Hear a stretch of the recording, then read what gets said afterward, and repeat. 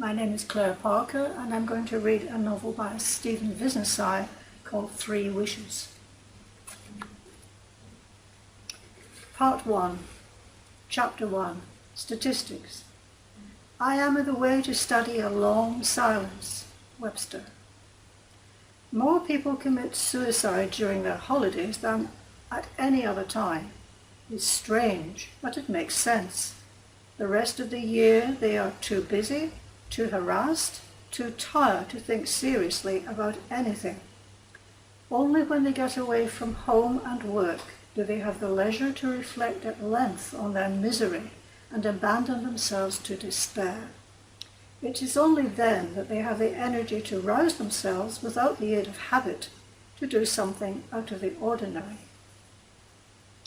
James Taylor, Senior Vice President of UK Quantum Systems, the biggest computer company in the country, hadn't had a holiday for over a year.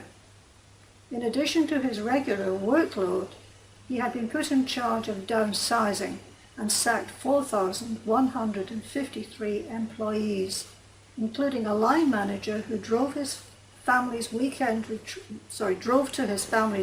retreat and hanged himself in the garage with his daughter's skipping rope.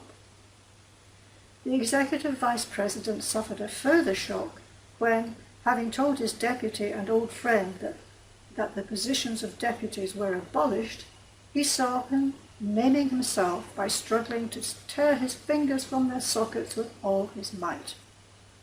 James Taylor, mentally and emotionally drained, was about to leave his office on Christmas Eve for a 3-week break in the sun, when he himself was sacked with immediate effect. His wife, Leslie, had only the salary of a teacher. His own salary and bonuses were offensively high, but they hadn't saved. They had an outstanding mortgage of £4.5 million and could no longer afford first-class airfares or a long stay at a 5-star apartment hotel on the resort island off the Gulf Coast of Florida. Still, everything had already been prepaid, so they went. Magdalena Island was an isolated and old-fashioned place without drug dealers, muggers, or killers. The long, narrow strip of land had sandy beaches on both sides and a road in the middle, and was connected to the mainland by a causeway manned by security guards. Undesirable visitors were made to feel unwelcome.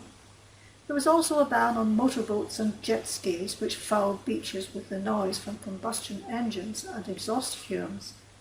This additional measure, almost unique at seaside resorts, transformed the island into a cultivated paradise of peace and tranquility. As soon as the Taylors got into their suite in Gulf Views, they went out to the terrace. Ahead of them lay the immense expanse of glittering water and the limitless sky.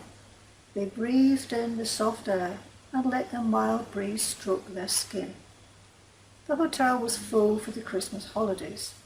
The sound of lapping water mingled with children's shrieks of excitement, the raucous cries of seagulls, and the muted slap of round wooden bats hitting rubber balls.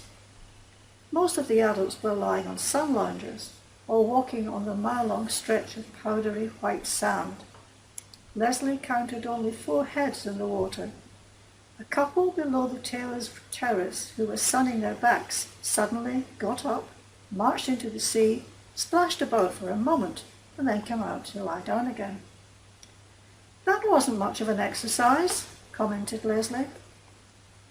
As they stood on the terrace leaning on the railing, a pelican cruised by right in front of them. They could have touched the tip of its large brown wing if they had reached out in time. The big bird tilted, catching an air current, and without moving its wings, glided upward and out to sea, scanning the waves with its radar eyes. Pelicans can see a fish, register how fast it is moving, and with their small but sophisticated brains, calculate exactly where it will be when they come down for it. The bird cruised at a height of some 20 meters, then suddenly closed its wings, hit the water with incredible speed, and emerged an instant later with a glittering silver fish flapping in its beak. Thrilled by the pelican's amazing vision and aim, Leslie stood on tiptoe and spun round, her eyes flashing with pleasure. "Let's not bother to unpack. Let's just go for a swim." Within hours of their arrival on the island, 2 incidents occurred which plunged the ex-executive into deeper depression. His clothes had hidden a great deal, and he felt light in the water during his swim. But afterwards, walking on the beach with Leslie and seeing a number of sleek, lithe people, he was hit by the realization that he had become a revolting, fat old wreck. "You shouldn't have kept telling me that I looked wonderful," he told his wife angrily.